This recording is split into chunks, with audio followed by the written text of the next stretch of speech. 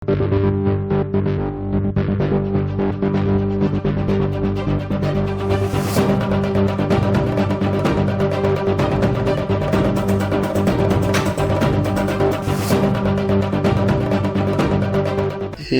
ni bàbá Dugbe tí wọ́n sọ àlùjọ lérè mi Dugbe jájọ máa jọ Mr. Ororororo ọ̀rárárárá Mr. Talent ló ní ẹ ṣáà máa pè mí sórí ọwọ́ yẹn o. Bàbá mọ̀ wọ́ọ́rọ́ mi ò ṣe máa kọ́ lówó torí mi kẹ̀ntìrá káwọn ní kí lè jẹ o. Bàbá mi mọ̀ mi ò tọrọ iṣẹ́ àmọ́ kẹ́mi ṣòwò kí èrè jẹ ṣòwò ni mo tọrọ. Ẹ̀yin tèmi ẹ káàsán ẹ káàárọ̀ ẹ káalẹ́ ní gbogbo ìtẹ́ bá ti ń bọ̀ wá. Orúkọ tèmi ò yí padà. This is your number one ambassador Akínọlá Ọmọyẹyẹ Dugbe Ijoba Juju City of Music. IG làwọn kan pè mí.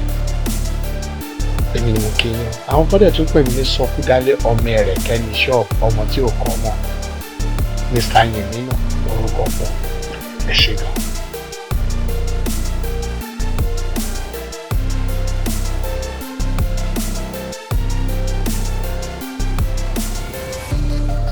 Yeah, thank you.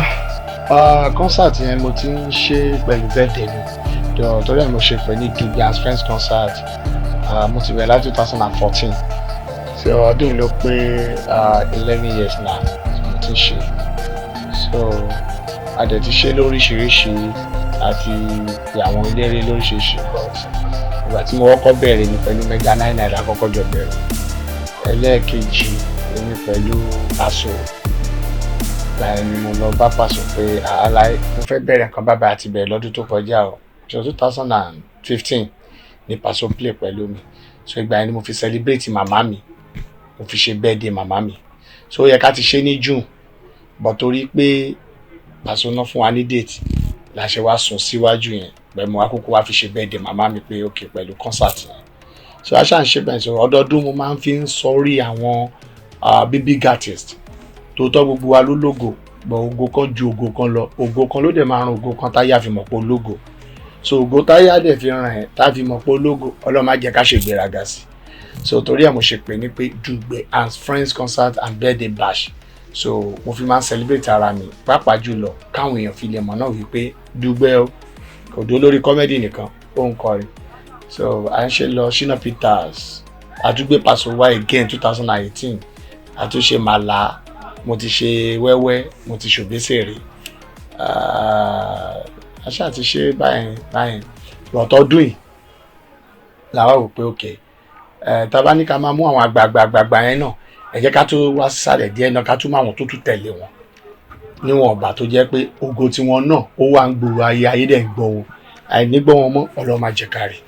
so torí ẹ̀ la ṣe ní pé ká ṣe ti Alhaji Tọ́pẹ́ Nautica pẹ̀lú Tiri Alhaji Tiri Leather àti Alhaji Akaṣọ lórí irọ́ St. Janet pẹ̀lú Koyokoyo ọdọọdún tí ẹnìyẹn tiẹ̀ máa ń bá mi ṣe as an MC so aṣá wà pọ̀ báyẹn gbogbo àwọn artist tó bá dẹ̀ wá náà tó ń bá mi ṣe lọ́dọọdún gbogbo àná làjọ ṣe nǹkan fún títọ́dún yìí àkànṣe náà bẹ́ẹ̀ pé a gbọ́dọ̀ máa ṣe ni torí a ṣe láwọn kọ̀ọ̀kan níwájú tá a fẹ́ ṣe but àwọn tèmi wá pè pé no má sọ continuity kìíní inú la ṣe nípa gbọ́dọ̀ ṣe lọ́dún torí ẹ̀ náà la ṣe wà.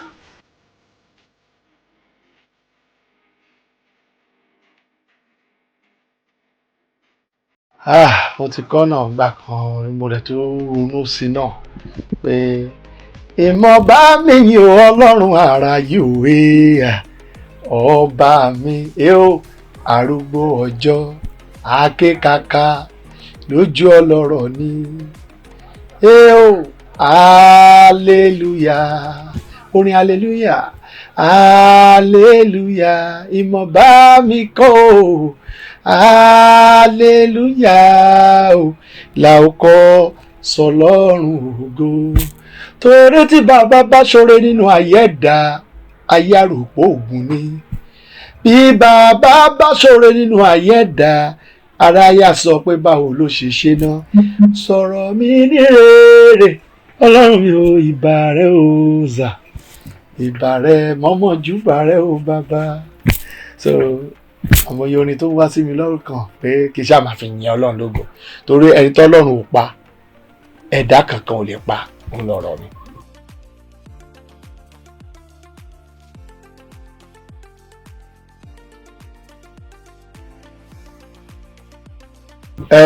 Ọlọ́run ló ṣe gbogbo dáadáa fẹ́ dà. Mo ti wà lórí project kan sí láti last year new album mi torí 2019 ni mo ti ṣe album gbáyà lásán yẹn ní lẹ́yìn Ọlọ́run àfọlọ́run lásán náà ló wá bá mi kó jáde. Adéwálé Ayúbá wà ńbẹ̀, àwọn eléré pọ̀ ńbẹ̀, Kúnlé Ayọ̀ Balógun, ọ̀gá wa Wálé Thompson àwọn náà wà ńbẹ̀ jọ náà. But láti 2019 yẹn mi ti ṣe album kankan lẹ́yìn ìgbà yẹn and I have my reason torí èmi ò kì í ṣe album anyhow. Mo lè ṣe album sí after 3 years 2 years mo máa ń ṣe album tèmi torí mo máa ń fẹ́ n tí máa ṣe tó jẹ́ pé àwọn èèyàn á tún máa padà gbọ́ wọn máa gbọ́. Láti last year ṣá 2005 mo ti wà studio fún new album because new album yẹn mi wàá fẹ́ ṣe ṣá so torí ẹ̀ mo kàn ṣe wò pé wẹ̀ nǹkan ayé bá tún fẹ́ gbọ́ wọ́n tún gbọ́dọ̀ gbọ́ ohun tó wà òkè. Nínú project yẹn ó ní orin kan tí mo ti compose inú ẹ̀ tí mo nígbà tí mo ti wo bí ọ̀rọ̀ àwọn ọmọ onílù àtolórin ṣe rí mo wá compose orin kan nípa ìlù àtorin. Inú ẹ̀ mo fẹ́ feature whether ọ̀gá wa Kúnlé Adékúnlé ọmọ bàbá oko Sheffield or Ajíbọ́lá Pasuma. So ó likely ìjọsìn yẹn bá ṣàtijáde ohun ẹni tẹ́ bá ti gbọ́ ń bẹ̀ òun náà là feature àṣírí ààbò ló bá dé. But kó tó wá di wípé tó bá jẹ́ pé ṣẹ̀yìn ti jáde láti last year ni gbogbo rògbòdìyàn tó wá ń ṣẹlẹ̀ ń sìn nípa ọ̀rọ̀ àwọn onílù olórin á dàbẹ̀ ni wípé bóyá Dùgbẹ̀ ti rí fíṣẹ̀ yẹn sí gbogbo ìgbà tí mò ń sọ yìí ìníyàn tẹ̀ tí kò tí wà rápàdù rárá pé wọ́n fẹ́ jà but mo kàn compose orin yẹn due to in tó ń ṣẹlẹ̀ pàápàá jùlọ nínú báǹdì tèmi torí mo rí wípé tòótọ́ àtọ̀gá eléré o àtọmọ eléré o kò sẹ́ni tó lè tẹ́ lọ́rùn. So mo á wò pé jẹ́ kí n ṣe nǹkan kan lórí kíni torí a lè sá fúnra wa gbogbo wa náà àjọ máa wà papọ̀ ni. Olórin ò lè ṣe láìsí onílù, onílù ò lè ṣe láìsí olórin. Òun ni mo ṣe sọ pé ìlù àtorin orin àti ìlù ọmọ ìyá ni wọ́n jọ rò pọ̀ ni àtọ̀run náà ti jọ wá kò dẹ̀ sẹ́ni tó lè yà wọ́n kò sí nǹkan tó lè yà wá. So nígbà yẹn but ó yọ lọ́hùn ara ń ṣiṣẹ́ yẹn lọ́rọ̀ travel jáde tí mo fi lọ fún UK tour. So UK tour yẹn àti àlò bí almost bí 4 months lọ́hùn ó wá jẹ́ kí iṣẹ́ yẹn stop. So nígbà tí màá fi padà dé àwọn shows ti wà ńlẹ̀ káàkiri n tó fà ní ẹ̀ but a ti parí ẹ̀ ń sìn a ti parí album yẹn ń sìn kákan mi ń sẹ̀ ká ṣe gbogbo ẹ̀ papọ̀ ni. So lágbára lọ́wọ́ Ọlọ́run ẹ máa retí yẹn ó ń bọ̀ lọ́nà but kì í ṣe album ẹyọ kan a tó ti bá pè ní 4-in-1 àwọn èèyàn máa rò pé bóyá mo kàn lẹ́nu ni but ẹ bá gbọ́ ẹ̀yin fúnra yín á mọ̀ wípé 3-in-1 torí ó pọ̀ gan wàláì ó pọ̀ nínú ẹ̀ ibi tá a tún wá tún ṣe lọ another composition míì tún wá tí mo pè ní orí yẹn track yẹn máa jáde láìpẹ́.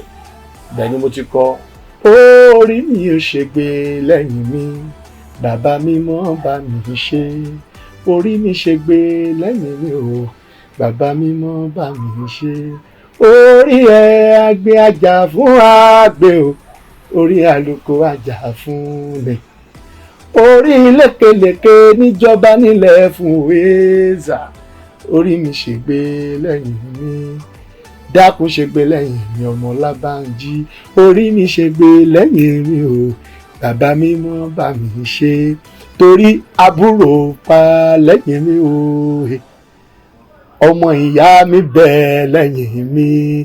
gbogbo ọmọ ilé iṣẹ́ mi máa ń wojú mi o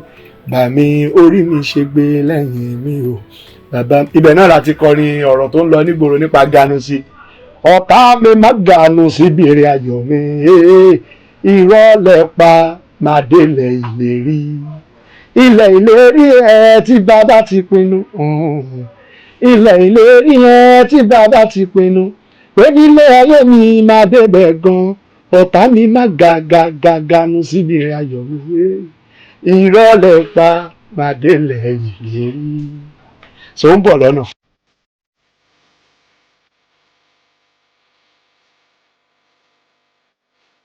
níta fi bẹ̀rẹ̀ gangan nìyẹn as back as 1985 àti nkọrin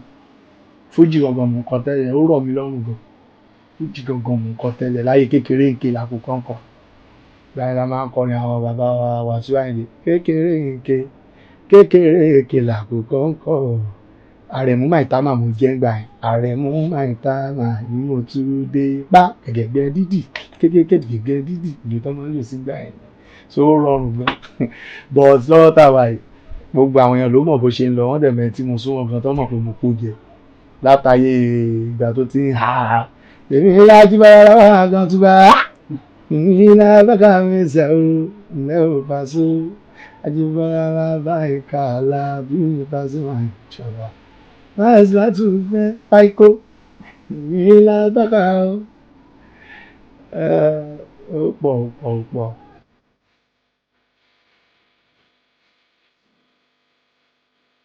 èèyàn ní Paso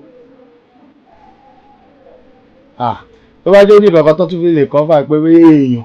bóyá fi lè tún lè sọ wípé tó fi lè kọ́ lífà èèyàn yàtọ̀ sí èèyàn màá sọ wípé nǹkan tí Paso tó jẹ́ nìyí torí Paso jẹ́ èèyàn kan tó jẹ́ wípé ó máa ń encourage èèyàn Paso will never discourage you in any angle in any way tó bá rí wípé kàkà tí èèyàn bá good Paso ready láti encourage ẹ wípé ó yá kíní yìí ò lè ṣe sẹ́ má sọ pé ò lè ṣe ó kúnnù kan tó jẹ́ kí n sọ wípé second album mi gbà yẹn that's 2015 ni mo ṣe second album yẹn ni mo fi ṣe birthday màmá mi mo ṣe ìyá ni ìyá mi mo feature Paso nù ẹ̀ so ìyá ni ìyá mi yẹn concept tí mo lò ń bẹ̀ ni wípé ẹ mọ̀ pé bàbá àrà ti kú so bàbá àrà àti Paso ò dẹ̀ ní àǹfààní àti ṣiṣẹ́ kankan nígbà tí bàbá àrà wà láyé pé bóyá bí collaboration láàrin bàbá àrà àti Paso so mo wá ṣe style yẹn tó jẹ́ pé ẹni tó bá gbórin yẹn ẹni tí ò bá gbọ́ mi rí á rò pé bàbá àrà ló ń kọ orin yẹn tẹ́ bá kọ́kọ́ gbẹ́ ìbẹ̀rẹ̀ orin yẹn bí pé bàbá àrà àti Paso wọ́n wọ studio ni mo fi ṣe so ìyá ni ìyá mi mo pé ìyá ni ọjọ́ rírí jẹ òkèrè ara mi ìyá ni ọjọ́ ọ̀kẹ́rẹ́ débi sùn ló mọ̀ pọ̀ ìyá ni ó máa tọ́jú màmá ìyá lálábàárù ọmọ ìyá ni tí Paso máa dé ní studio torí èmi mo ṣe gbogbo everything àti record gbogbo tá a fẹ́ ṣe àti ṣe gbogbo ẹ̀ tán nígbà tí Paso wá dé site tí a fẹ́ kí Paso ṣe ń bẹ̀ bí tí mo ti fẹ́ kán wọlé èmi mo ṣe síbẹ̀ ni pé ìyá ni ìyá mi ó that's àlùjọ tí mo fẹ́ kí Paso fi wọlé nìyí ó dẹ̀ débẹ̀ blast ẹ̀ wàláì ó lọ gan ó lọ fáà tá a bá sọ pé nǹkan lọ fáàfáà ọlọ wàá dúpẹ́ lọ́wọ́ lọ òun la fi ṣe birthday màmá mi 80 years birthday màmá ní 2015 so Paso ó wà lára àwọn tó encourage mi wípé Dugbe that's 2001 2002 yá Paso pè mí ní activate gbà yẹn ayé Femina ṣe ń lọ dáadáa àjókòó àkànṣe fàájì wa nígbà yẹn náà Paso wá ní Dugbe ó láwọn kankan tí mo rí lára ẹ̀ ó dà pé àwọn mo gbọ́ sórí kan pé ó máa ń kọrin tẹ́lẹ̀ mo ní yà àmì ní bàbá gbogbo 1985 86 80 ọmọ kọrin nílùú mo ní bọ̀ nípẹ̀tù Ìjẹ̀ṣà àsọmọpẹ̀tù ọmọ Iléṣàlẹ̀ mo ní sọ gbogbo ìlú yẹn náà ti mọ̀ mí gbà yẹn torí bàbá mi jíyàn kan tó popular mo ní Èkó bíbà kọ́mẹ́dì láyé fi mọ̀ mí Dùgbẹ̀ tí mo jẹ́ 1992 mo ti ń jẹ́ Dùgbẹ̀ so nínú theatre line kó tó di pé Ọlọ́run ti wá bá ṣe adé orí rédíò ní 90s mo ní so ó wu èmi náà láti máa kọrin nǹkan tó fà á nìyẹn tó jẹ́ pé èmi ni first MC tó máa ń ṣe nípa gbogbo eléré láyé ìgbà yẹn tí n bá dórí stage kan táyé fi mọ̀ mí nìyẹn máa kọrin bí Paso máa kọrin bí Òṣùpá máa kọrin bí gbogbo àwọn eléré máa kọrin bí Sunny Adé tó dẹ̀ yẹ pé ohùn wọn náà máa gbọ́ torí ẹni Báyọ̀ wá ṣe fún mi ní MC talent nígbà yẹn nínú Fàbújá borí ní 20 years ago so bọ̀ a ṣàdúpẹ́ lọ́wọ́ Ọlọ́run bọ̀ bí Paso ṣe encourage mi yẹn pé Dùgbẹ̀ lọ mo ṣáà ti wá ń ro kíní yẹn pé àwọn Ṣẹ́gun Nábìdẹ̀ ní àjọjọ́ Mọ́ṣòdì náà ní Mega 99 gbogbo wọn ni mo máa ń bá ṣe MC káàkiri so kí bá ti gun stage wọn nǹkan tí máa kọ́ ṣe ni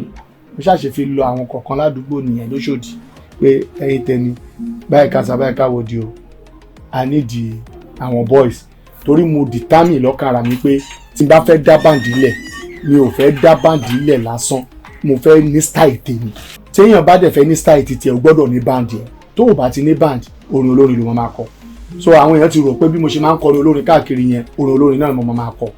Ni mo ṣe wá ní báǹdì tèmi gbà ní 2004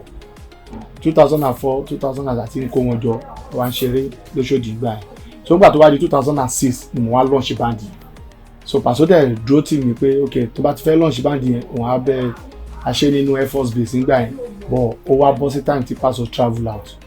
So àtòrí ṣe gbogbo àwọn eléré pọ̀, Esther Ìgbẹ́kẹ̀lé àwọn dúró tì mí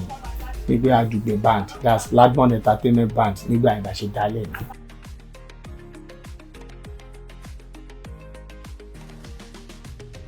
Èèyàn lèèyàn máa jẹ́, àti jùjú àti fújì kò sí yàtọ̀, àti jùjú àti gospel. Ok láyé ìgbà kan ṣèbí wọ́n búra wọn, èébú àti pé àríra wa àṣegbá kan ni àwọn bàbá wa Sanni Adé àti Òbí fi gòkè. So jùjú náà èébú wà láàrin ìbùbù jùjú, kò síbi tán ti kádì ìyálẹ̀ oníkálukú ṣe ń ká tiẹ̀ ló yàtọ̀. Bọ̀ pé fújì, torí pé fújì wà gbòòrò ayé now, ayé dẹ̀ ń gbọ́ wọn gan, torí ẹ̀ ló ṣe dàbẹ́ ní pé ariwo tí wọ́n pọ̀. Ó ṣẹlẹ̀ lágbo àwa jùjú náà lẹ́nu ọjọ́ mẹ́ta yẹn sì gan, tí ò bá ṣe pé bóyá àwa gan tá à ń pẹ̀tù sí àwọn kankan, because èmi gẹ́gẹ́ bí torí ẹ̀ náà ṣe pè mí ní ìjọba jùjú. Ìjọba tán fi mí jẹ, it's not that pé bóyá mo fi ra mi jẹ. Àwọn tó wà ní agbo jùjú náà lówó pé àná ìjọba lélẹ̀, torí sọ bẹ́ẹ̀ ṣe bẹ́ẹ̀ tọ́lọ́hùn ni. Tọ́ bá dẹ̀ ti ń gbọ́rọ̀ síyàn lẹ́nu pé no má ṣe báyìí, bóyá ṣe báyìí, tọ́ wá gbọ́rọ̀ sí ẹ lẹ́nu, wọ́n respect ẹ̀. Á dẹ̀ ní kan tó rí mẹ́ni yẹn lára tó fi ń respect ẹ̀, wọ́n ṣe pè mí ní ìjọba. So tí nǹkan báyìí bá ti fẹ́ ṣẹlẹ̀ láàrin àwọn jùjú, a máa ń tètè paná ẹ̀ làwọn èèyàn ò ṣe ń gbọ́. Ó ń ṣẹlẹ̀ kò síbi tán ti ń jà, ìjà wà dáadáa, bọ̀ oníkù ló mọ̀ ká oníkálukú ló mọ̀ nú ẹ̀, bọ̀ kò kàn wọ́n sáwọn èèyàn ni ló fi dàbẹ́ ní pé ṣáwọn oníjùjú ò kì í jà, ṣáwọn oní gospel ò kì í jà. Ìrònú ló máa ń jẹ́ kó lórin ronú orin. Tẹ́ bá rẹ́ni tó ta sí ẹ̀sìn tó bá ronú ẹ̀, tẹ́ bá ti gbọ́ nínú gospel náà tó kọrin bí orin òwe, ìrònú ni ó jókòó ni.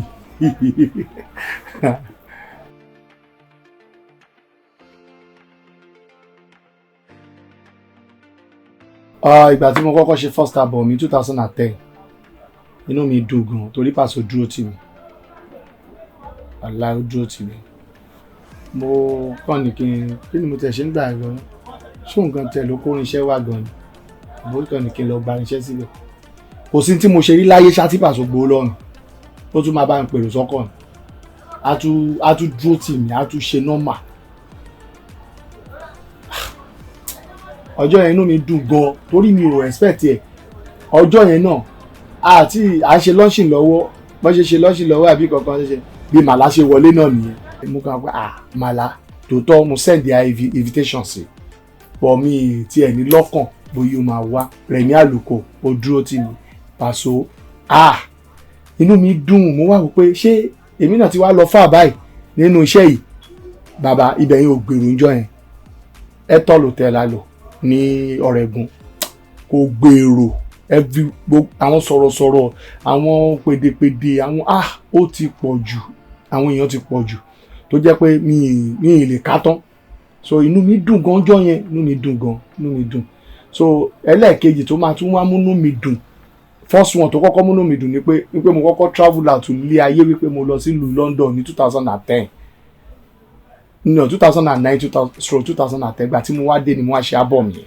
Mo rò pé ṣé èmi náà lè travel ṣá pé láti lọ kọrin nílùú òyìnbó. So nǹkan tí méjì yẹn ó dúró rẹ̀.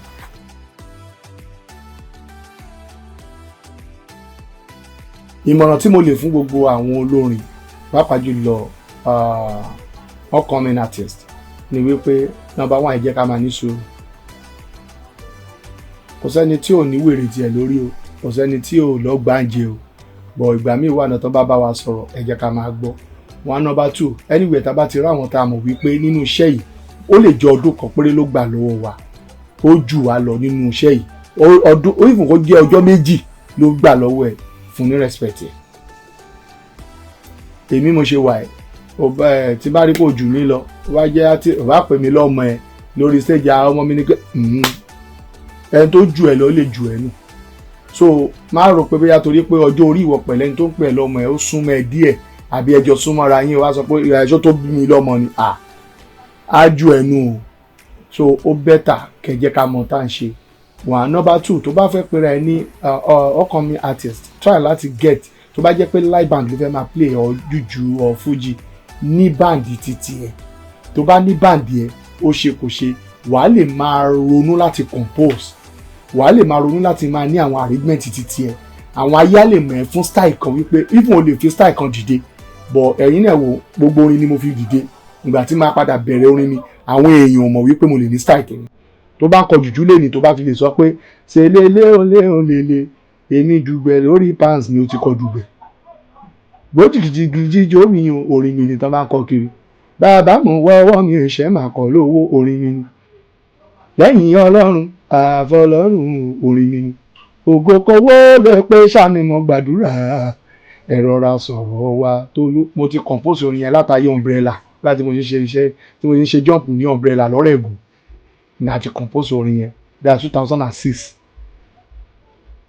so mo ti ń kọ́ mo ṣẹ̀ṣẹ̀ wá ṣe sábọ̀m 2010 imagine so ó ṣe rí ni mo tó ń ṣe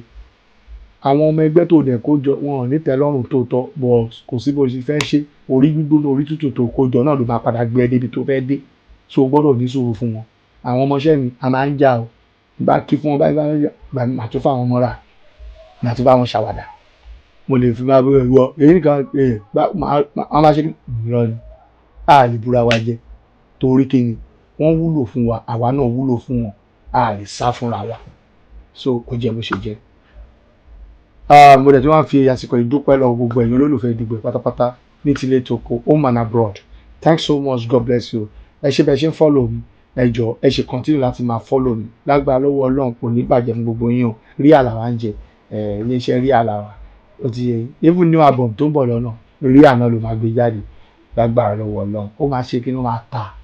ó máa dùn inú ẹ̀lẹ́ ti máa gbọ́ Dugbe tún ti dé alóyin lóhùn olófo ló bínú ológo gidigba Dugbe ti dé ológo gidigba ọmọ tó bá wù wọ́n kàn lọ sókun àtọ̀sà ògo tèmi ló máa lékè dandan ni iwájú gan lè rombèrò ọ̀rẹ́ má tẹ slow rárá o iwájú gan lè rombèrò ààrẹ mu ọ̀rẹ́ má tẹ slow rárá ohun táyé bá sọ ẹ́ dà o òun náà fi bú ẹ bọ́dọ̀lá o èyí táyé bá sọ ẹ́ dà o òkìkí òun náà fi bú ẹ bọ́dọ̀lá by fire by force o ọmọ èmi máa rógò tèmi lò ilẹ̀ wí ọmọ ológo yèsò ń bínú ọmọ ológo thank you God bless you watch out ó máa jáde láìpẹ́ á ta ní èmi nù.